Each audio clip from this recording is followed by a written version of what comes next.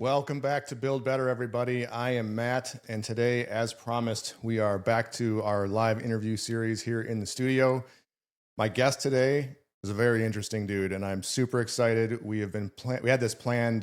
We had to cancel it once due to me and my scheduling craziness, but we were able to get it rescheduled. I'm going to do a quick introduction, but I'm not going to get real deep in because we want to get into the nuts and bolts of this conversation. But today I'm talking with Keith Ledbetter. Keith is currently the president and CEO of ABC of Southeastern Michigan and its affiliated trade school, Southeast Michigan Construction Academy, or SEMCA. Keith is a graduate of Michigan State University. Go green. We're not going to hold that against him today. From spending time on staff in the Michigan House of Representatives to being an aide for multiple speakers of the House, an executive at FCA, the chief road building lobbyist in the entire state of Michigan, this guy has done a lot. Let's just put it that's lightly. We're going to get into at least most of it today.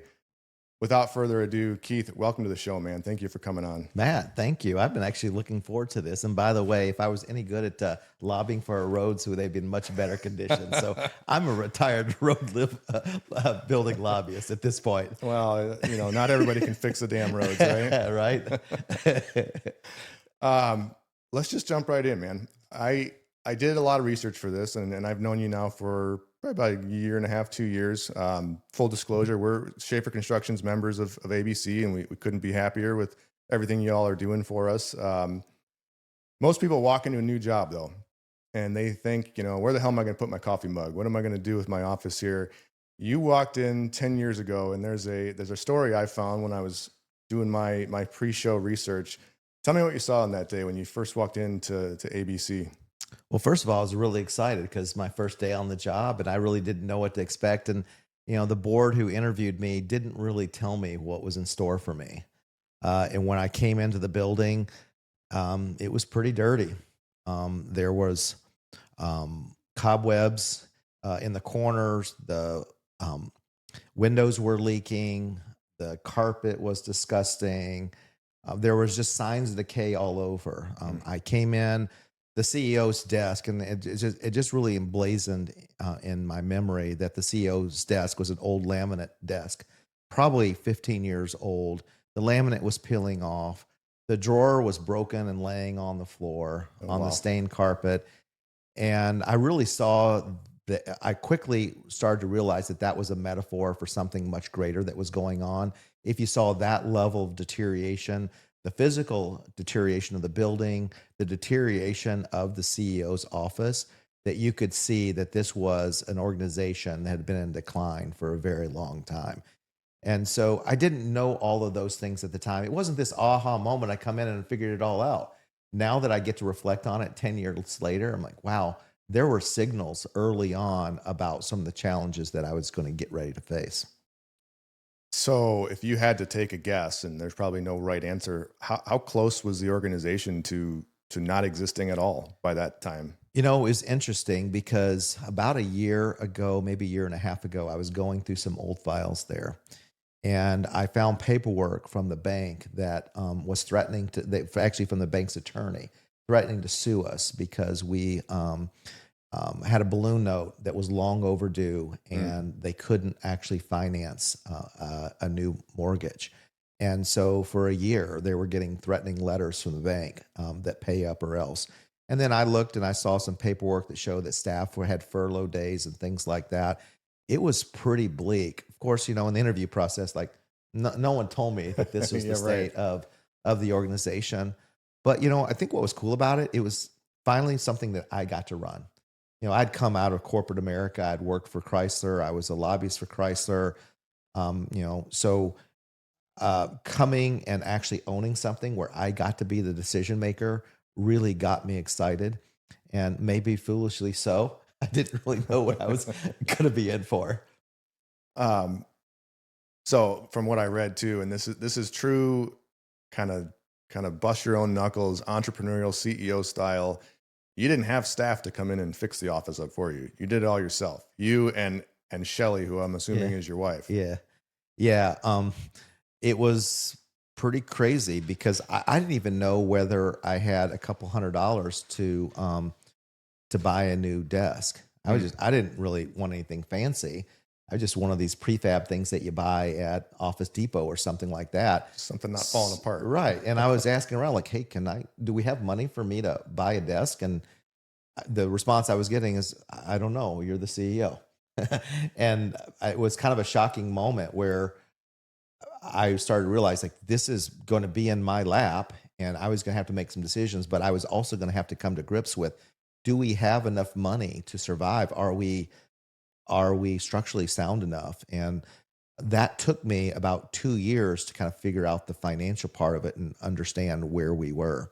And I didn't really know the depths to which the organization had shrunk at the time. Wow. When was ABC started? Yeah, our chapter was started a little over 50 years ago. Okay. The national organization has been there for 75 years. So you think about an organization in decline that's 50 years old, that usually means the end of it. It's, early on, that you're probably going to falter, you're going to have some challenges growing, but when you're a 50-year-old organization and you're getting threatening letters from the bank, that says something quite dramatic. And as it turns out, my predecessor had been fired for an inappropriate relationship in the office. So there was inter-office turmoil going on. He had been there for a long time.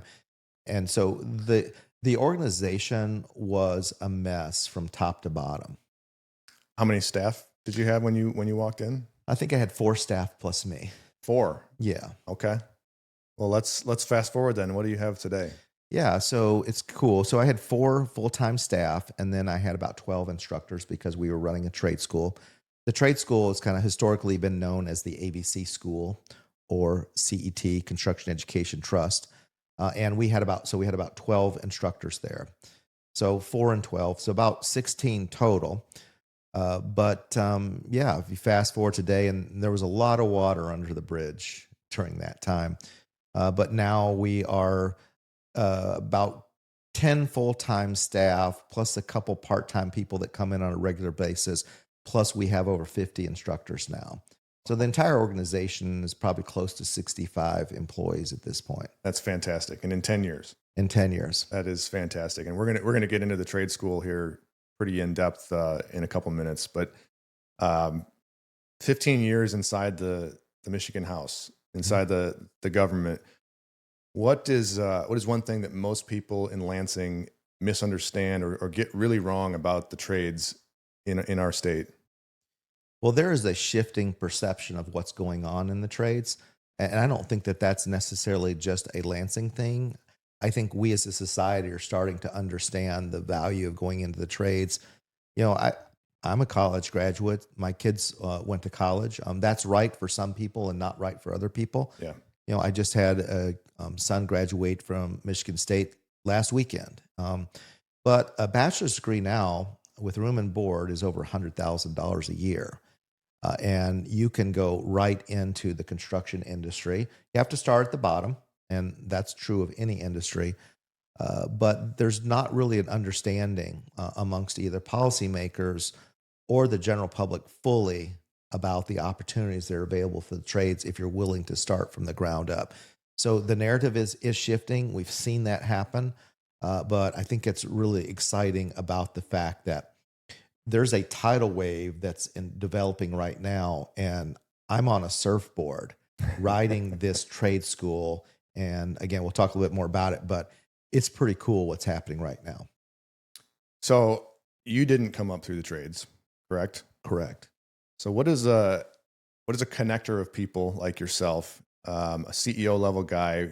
What do you bring to the table for a trade-based organization that someone who did come up through the trades maybe wouldn't have? Yeah, they hired me because they wanted political connection. Okay. They wanted to be able to advocate for merit shop goals and purposes and values. And so they really wanted me for that. What I was trying to suggest to them that actually I had a lot more value because I'm a marketing guy. I know how to market. I am a connector of people. It's interesting that you put that together because that is really probably that's kind of my superpower. Yeah. Is the connector part of it. But they just wanted someone who could navigate the political circles. And frankly, I'd done all the political stuff. I'd worked in politics for 35 years. I was ready to do something a little bit different. I wanted to use my skill set and go into something different. And frankly, I always love building. I've actually owned 3 brand new houses because I love building and I love the smell of new construction. And so this was perfect for me. And frankly, the values that contractors have, they're just self-made people. They're self-reliant. They believe in hard work. They believe sweat, grit. They wear work boots to work every day. And I came from a suit and tie world, Hmm. but I grew up in a work boot world, and I grew up poor in rural East Tennessee. So I more identify with those type of people and the people who actually really had to struggle to get everything that they got. They're the backbone of America, Yeah. right? They've built America, and that's, I came up in the trades. I started in the late '90s. I was in high school, building houses, and I still, I'm not in the field anymore. I'm the office guy, quote unquote. But whenever we actually build with wood, which is not all that frequent anymore, it brings me back. The smell of sawdust will instantly take me back in time, and I love it. And it's, from my perspective, it's allowed me to really get to know how the tradespeople think, right? Because I haven't done every job in this industry by any means, but I started with bloody knuckles carrying lumber around a job site, and I made my way to where I am now. But it's interesting how someone not in the trades, and my roles in the trades have not all been labor positions. I've been more on the office side for longer than I was in the field. So I don't consider myself that far away from where you came from, I guess is my point. But it's interesting to me when you can blend that psychology of knowing how to run a business, knowing how the world works, but also knowing who built the shit, right? Who's the guy or the woman that is out there every day, busting ass, building the stuff that we need to do what we need to do for our every day-to-day business. I think what's so gratifying, particularly in the construction industry, is you've got something physical that you can show people. Oh yeah. When you're driving by a community, it's impossible for you when you're driving by a building that you had a significant hand in, and you're with someone in the car. Your wife is probably tired of hearing about that you built that and that you built that. But how great is that you can actually point to something physical and people can see the manifestation of your skill and your work. The other thing you mentioned, the smell of sawdust. I was actually joking with someone last week that we need to actually create a perfume or a cologne that's sawdust smell. The women actually today love men who know how to have physical skills or whatever.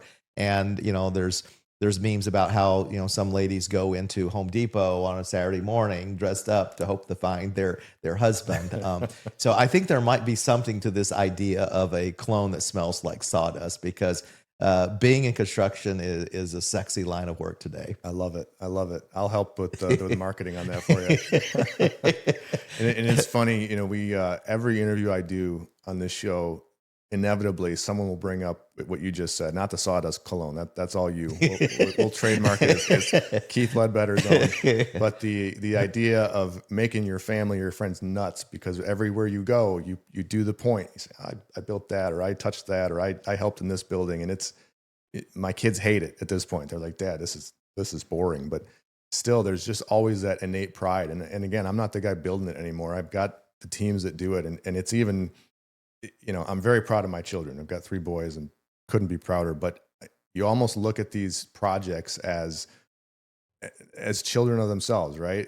You watch these things grow through their infancy from nothing into something that, in our case, is an office building where people now are earning money, earning a living for their own families, or an industrial facility where, the entrepreneur who bet everything he had in life is now killing it and producing. And it's just a neat feeling.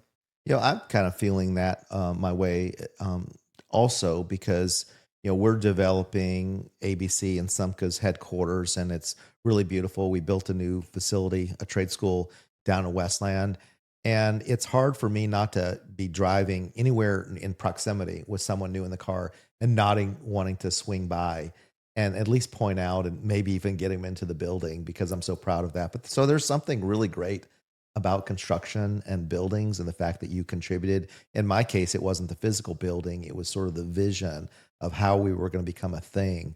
And I'm so fortunate because we have a dozen people that come into our building every day. And we give tours all the time. And it's so gratifying to say, like, people realize that, oh, this was a vision that you had cast in order to get there. And, we start off by thinking about, that desk that was falling apart and the laminate was peeling off and the drawer was broken on the floor to where we are today. And it feels so overwhelming that we kind of transition from where we started to where we are today. So let's talk about that. Great segue, by the way. You're a true pro. I grew up in politics. You've quadrupled enrollment in SEMCA in a very short amount of time, in 10 years.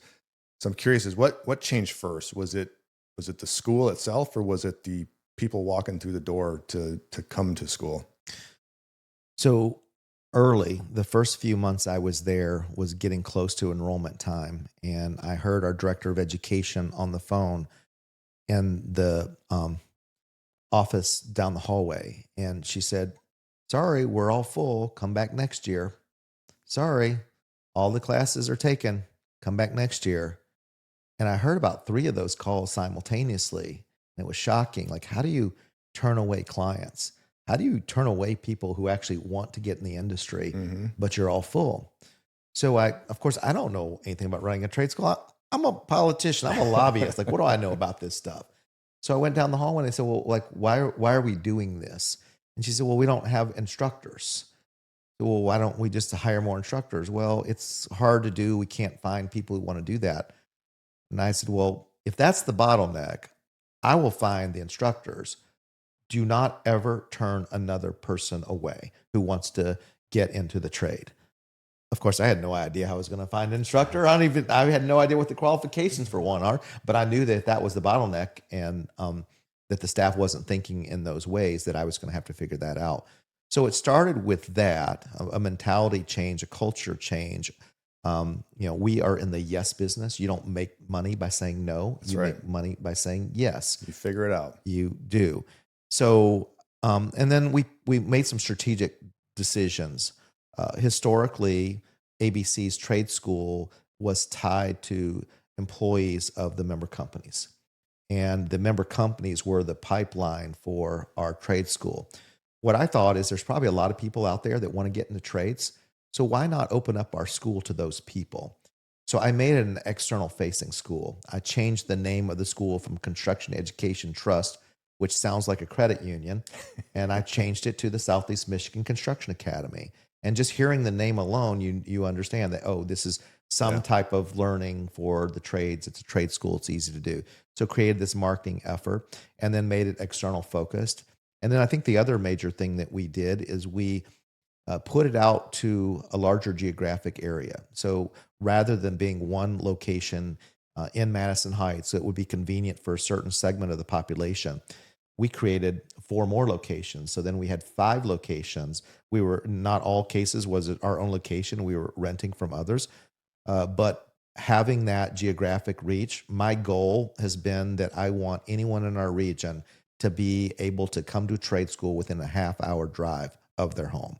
And we've been able to do that. So those changes in being a yes organization, making it available to the general public, and also making it within a reasonable proximity of their homes, those were some of the things that kind of changed the entire trajectory. So we went from 186 students the day that I walked in the door.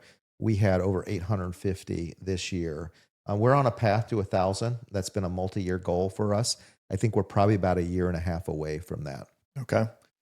That's fantastic. First of all, it's tremendous growth for any industry, let alone an education-based industry helping the trades. You're up to 5 campuses now. And you don't have to talk about this if you don't want to, but I've heard rumors that number 6 might be in the works. I'm a long-term thinker, and I'm also very open and transparent. I run a nonprofit. This isn't my organization. I don't own it. I am here at the pleasure of the board and the industry who hires me. So these aren't Keith's secretive plans. I'm very upfront about these things, but we want to be, again, in order to be within a half hour, we know that we are going to have to go into St. Clair County, Port Huron, in that general region, because it's just too far. Our furthest east location is Sterling Heights. It's too far of a drive, so we need to be out there. And frankly, I've gotten pressure to be out here near Livingston County on the west side because Westland isn't really close to here. So, I have visions of what is possible, but yeah, a couple other locations is definitely likely to be in the works. And I will go on record as being one of those guys who has been pressuring Keith to come out to Livingston County area. Let's touch on Westland real quick. That was named Community Enhancement of the Year. Yeah. Trade school. So talk about what that means for a city to actually want a trade school when typically a city like Westland, they didn't want that. They wanted auto plants. Yeah, and we were really concerned whether we were going to be accepted into Westland because there it's deep blue, and they really believe in union labor, right? And in some cases, that means that non-union merit shop labor isn't welcome. So we were really nervous about it, and we went down and actually I met with the mayor at the time and the community director down there, and they were listening, but they didn't say no. And they didn't discourage us. So I considered that a win. Yeah. And then we decided this is what we want to do. We want to be in blue collar communities. We want to be where people are looking for jobs, not just in college educated careers, but people who actually wanted to work with their hands. And we felt like Westland was the perfect place. We also, what we did is we looked on a map, we actually identified where all of our students lived. And we plotted that on a map, and we saw that there was largely a hollowing out down in that area because we were using Monroe Community College as a location, and we had Mass and Heights, but there was really nothing in between there. There's a lot of blue collar community, downriver communities in Westland. So we thought that would be a great place for us to end up. Also, it's near the 275, I-96, I-95, I-94 corridor. So all of those things told us that Westland was going to be a great location. Of course, we weren't really sure, but as you know, in business, you have to take chances. Oh yeah. And we took a chance, and there were some people that, frankly, we'd never had multiple locations before, multiple own locations. That creates its own set of headaches when you've got office operations and employees at different locations. But, I've never been one to be bashful and shy about taking a few shots, and we did. And it's been remarkable. We actually, knowing that we were going to plan on being down that area, we started classes a couple years before. I think our first class was 7 students. And then I think the next year we were up to about 20. And then the year that we opened, we were over 100. Now we're over 200 students there at Westland. Right now we're discussing how do we build more capacity, because the building is totally packed. Okay. And we might actually have to do some emergency construction this summer. Uh-oh. One of those deals. Right. You mentioned being nervous or unsure, at least, of bringing a merit shop philosophy into a traditionally very, very blue collar, very, very pro-union community. For anyone listening who doesn't understand exactly what merit shop means without it being a slogan, can you give me a definition? Yeah. I think when you work in a labor union, you sort of have a pecking order, and it's based on, at a certain credential, at a certain level of seniority, this is what you get paid. And you're not paid based on your abilities, your efficiency, how well you do things. The merit shop philosophy is different. We believe that people ought to be credited, and they should succeed in life and in business by how hard they work, their industriousness, their talent level.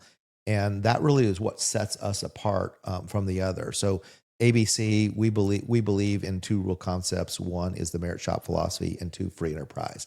The right for anyone to go into business and do work and just to be able to compete. ABC contractors love to compete. We don't need government set-asides. We don't need any type of favoritism. We just want to go. But we also don't want to be excluded from working in any particular location. And we find that oftentimes when government is involved, they're trying to pick who the ultimate winner is going to be. And that is counter to what we believe in. So, as you mentioned, being named by the city of Westland and by the Chamber of Commerce there and awarded by the new incoming Democrat mayor at that time, Kevin Coleman, being named to the community enhancement of the year for that area was a huge step for us. And Tremendous. we did not expect to get that, but really a great source of pride. It is. You should be proud of that. It's amazing to pull that off, frankly. So the argument for prevailing wage and union-only project labor agreements is typically that they protect workers. What's your version of who actually gets protected in those and who gets left out? Yeah, it's really about protecting monopoly. It's not about protecting workers. The union is set up to protect an institutional interest, and to the degree that any union member might actually find themselves counter to that. So, as an example, there are times when an IBEW member may be sitting on the sideline waiting for an opportunity to do work, and there isn't any work for them. And it's not a matter of a week or two. Sometimes it's months that go by and you don't get the call, where you're actually not allowed to go take your license and work for a different contractor who's not an IBEW signatory.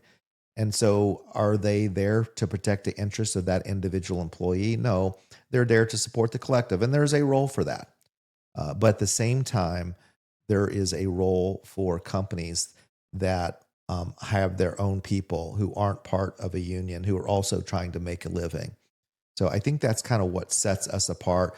PLAs, project labor agreements, are situations often where even if a non-union or merit shop company comes in to do the work, they actually have to write a check to the union who actually is not there doing the work, whether it's the operating engineers or a different, you're writing a check to pay for their pension and their health care just to have the privilege of bringing in your own people to do the work. And that makes you uncompetitive compared to them because you're paying really double fringes in that situation.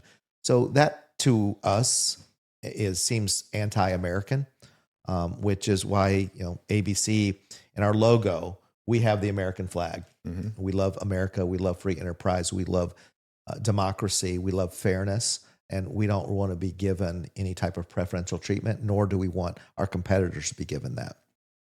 Well, just to clarify, we agree the same. We're very pro-America. There's a flag right behind your head. And I think that's the competition is what this country was built on, right? This country was founded by men in their mid-20s. These dudes knew how to compete. And it's that fire, I think, that has built much of America. So I've got some very good friends in the construction space. One lives in St. Louis, one lives in New York City, both business owners. The union presence and the union mentality in those two locations specifically is massive still. What is your view, and I'll tell you mine, but what is your view on how the unions are faring here in Metro Detroit? Are they going away? Is the tide shifting a bit? There are the auto trades like the UAW, and then there are the building trades. Correct. And I think those are very different, and those are very different mindsets that exist in that. And then there are labor unions like the MEA, again, very different than the building trades. How are the unions here faring? That could be answered in a lot of different ways. I have out-of-state general contractors that call me all the time, say we're coming into Michigan, and we want to kind of know what the lay of the land is. I ask, are you going to Detroit or are you going to Ann Arbor? Because things could get rough. Yeah. And, I offer some advice and counsel to out-of-state companies that are navigating some of that. Generally speaking, because the construction market has been so strong over the last number of years, everyone is eating. And so that makes it really easy. But when there is a decline, the whole nature of that changes. Now with the world of data centers, that's going to create something. It's going to be both the biggest opportunity and the biggest threat to the construction industry in Michigan. And we're starting to see the first signs of that. So what is your philosophy about? Well, first of all, the data center thing, we could do an entire show on that. And I agree with you. It is a very double-edged sword right now.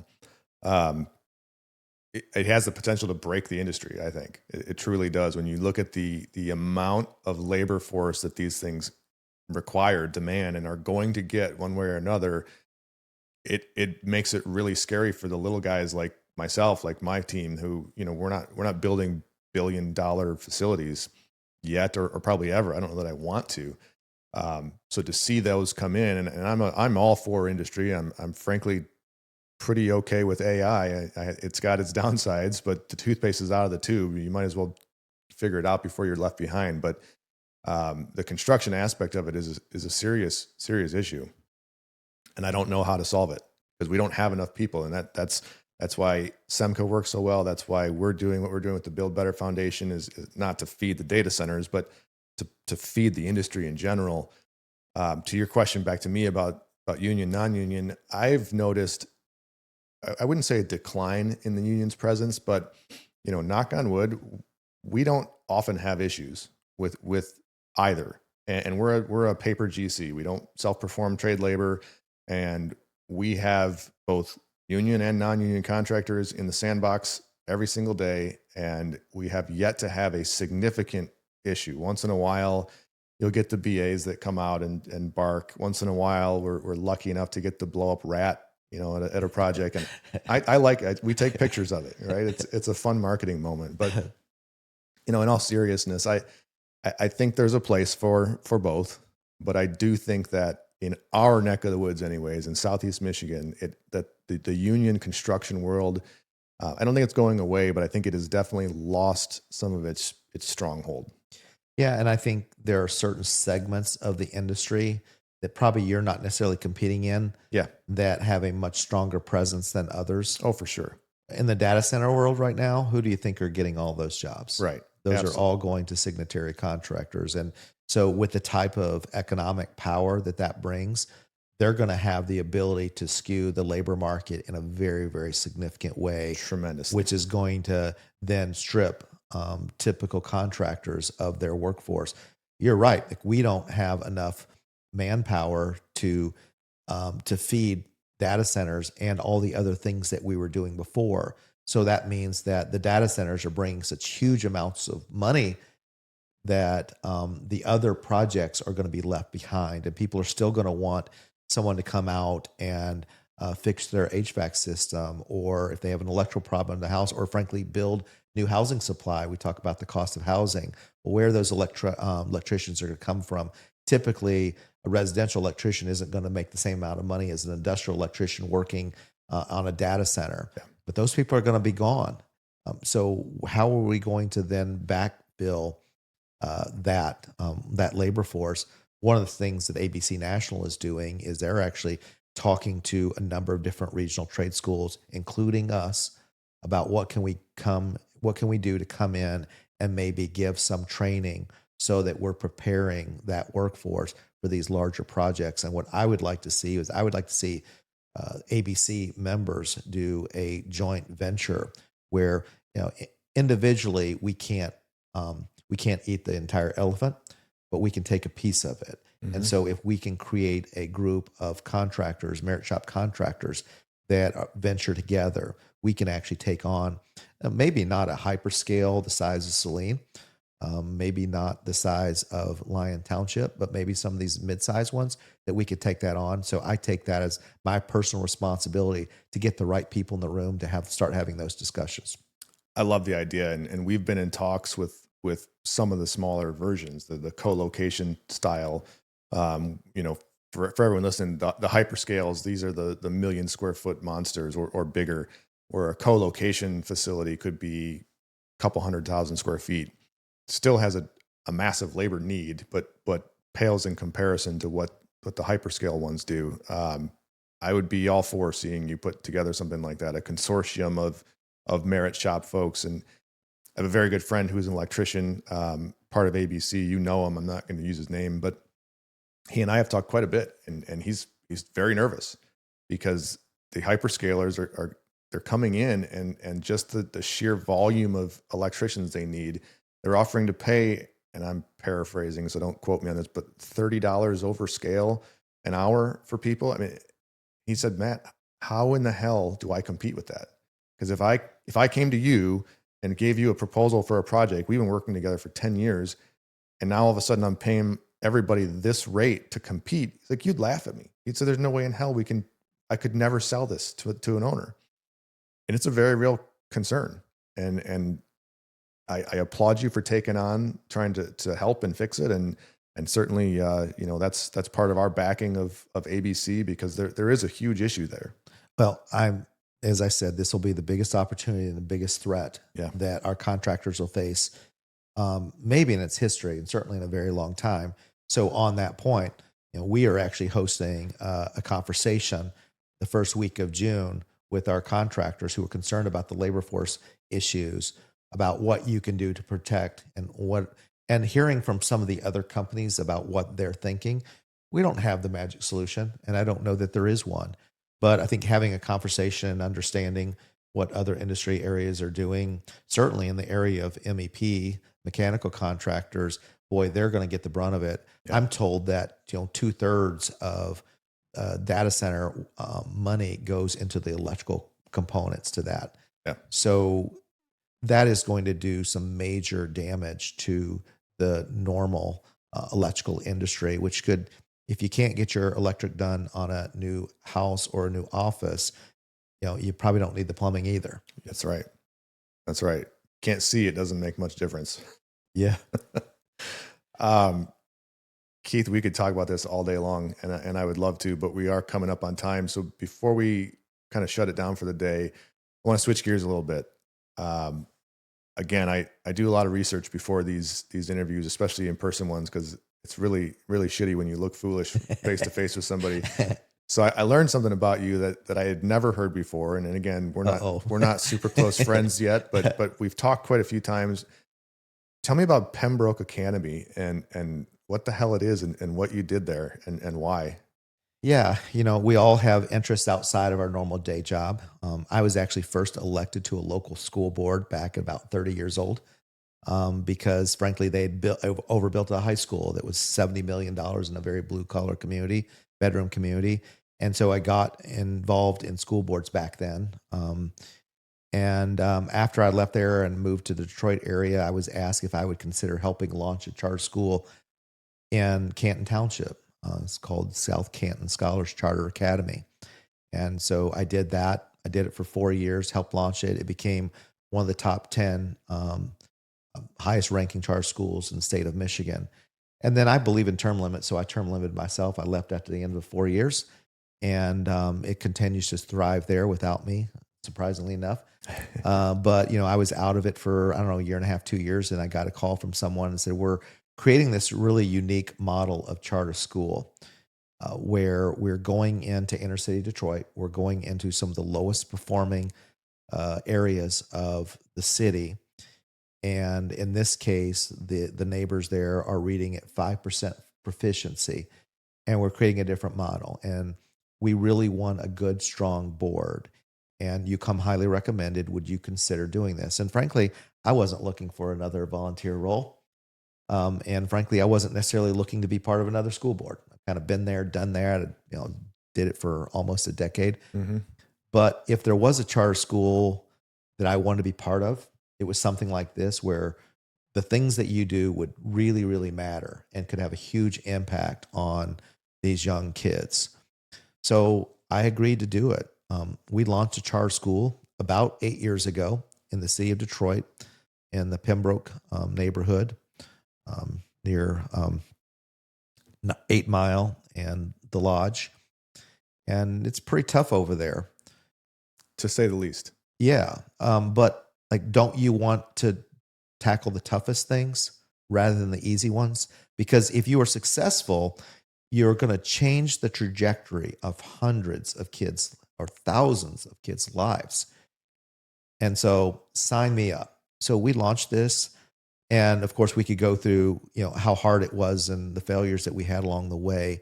But last year, we were recognized by the federal government with blue ribbon designations for the United States Department of Education. The United States Department of Education secretary came out to visit us. We had, I think, about 6 or 8 members of Congress a few months ago that came out to visit us as well.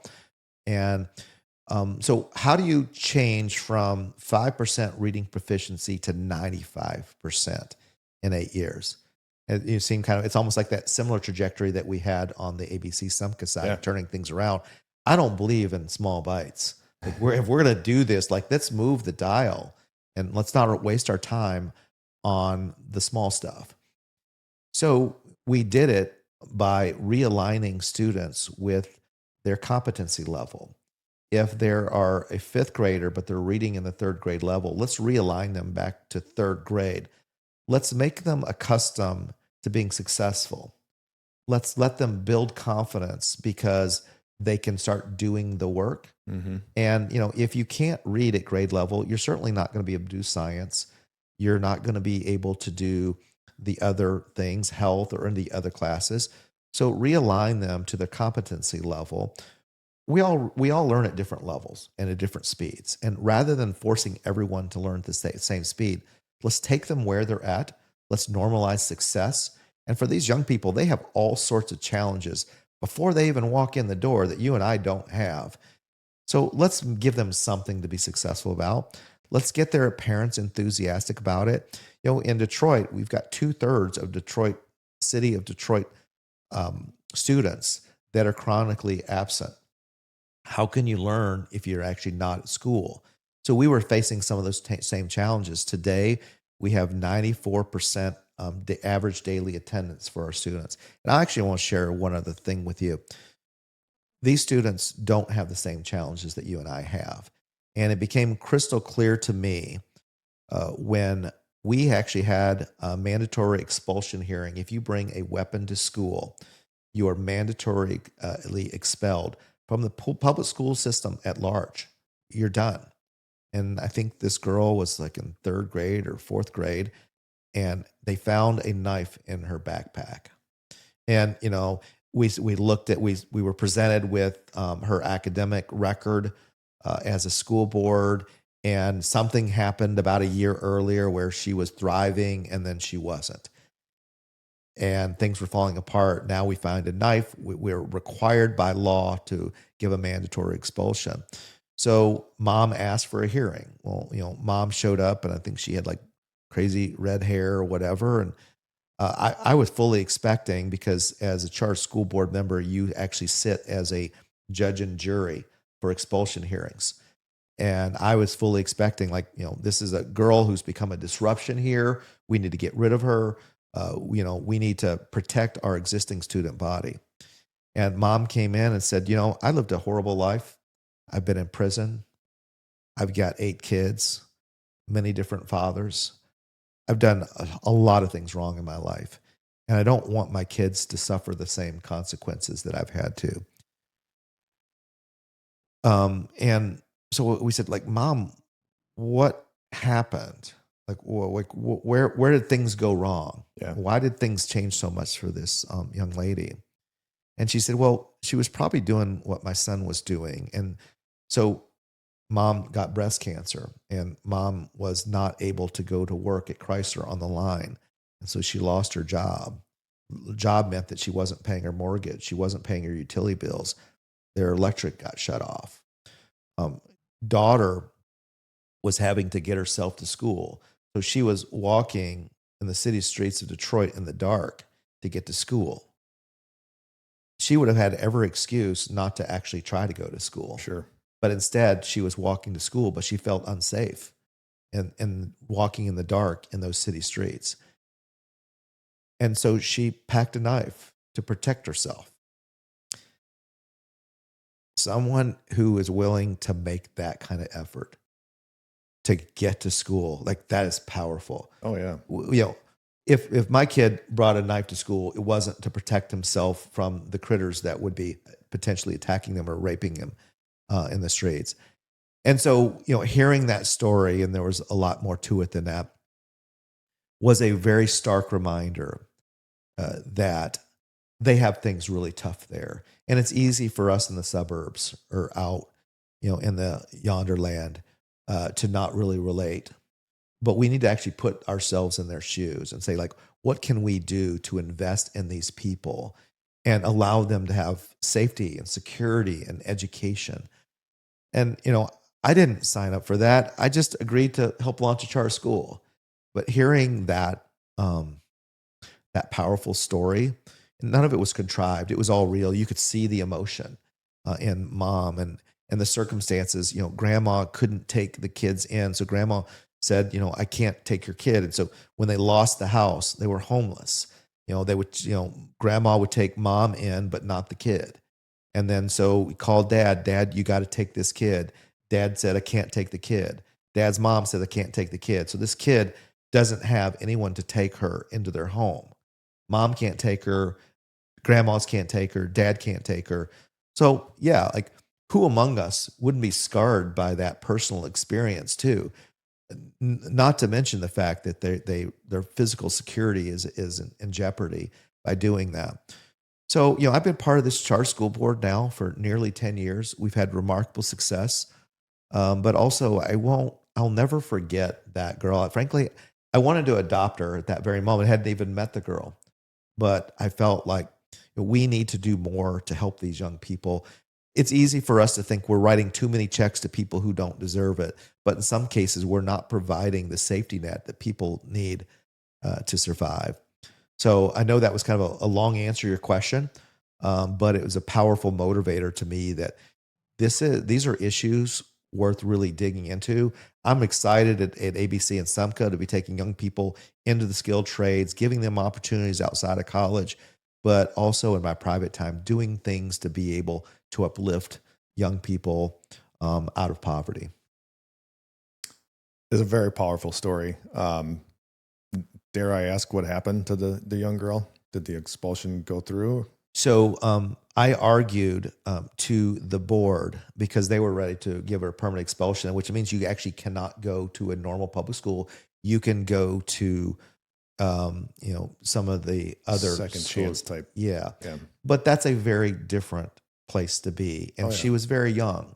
So she would go through the rest of middle school, junior high, high school there. And there's an allowance in law that says if you do not brandish a weapon and you do not threaten someone with it, that you can actually not be given a mandatory expulsion. So the other board members were ready to be harsh on her, and I argued that wasn't necessary. This was actually at the end of the school year, and so they gave her a 1-year expulsion, which didn't allow her to come back for a full year. But by doing that and not giving her the permanent expulsion, she was able to enroll in a different school. I think about her still today. I don't know what her name is. I don't know how her circumstances have changed. I think about her often. My wife, I came back after that board meeting and I talked to my wife about it. And it really had such a personal impact on us. I think about her all the time. I don't know whether her life got any better or not. But, is she a forgotten one? And how many thousands or tens of thousands of other kids living in Detroit that are just looking for opportunities. And we're just not doing enough. That doesn't mean just writing checks. There's something more to it, providing systems and people and institutions that'll help. We're so skeptical anymore about institutions of government, our politicians, our corporations. Who do we look up to? Who do we value as a society? We actually still need people to look up to. And I'm trying in my own small little way to create that. Yeah. But we need to do better, and our institutions can't fail us. We saw some of the corruption that was going on amongst those people. They make it harder for the people who actually deserve it. So I don't know what the solution is. I don't know what happened to this young lady. I frequently think about her. I think about a lot of young kids that we need to do better by. Well, you're doing better, sir. I found a quote, and I'm paraphrasing it, but you said something along the lines of failure begets failure, success begets success. What you did with that school, first of all, I didn't know what a blue ribbon school was until I read about this. This is the fourth one in the entire history of the city of Detroit. That's pretty damn impressive. And I would congratulate you, and you should pat yourself on the back, because being a part of that and driving that change for good, that power for success is huge. Most people never attain anything close to that. hats off to you. That's really something you should be proud of. Yeah, I am proud of that. And I'm sure there's things that you're doing in your private life that, you're not trying to get public adulation for. You're just doing the things. Yeah. But it does have a huge impact.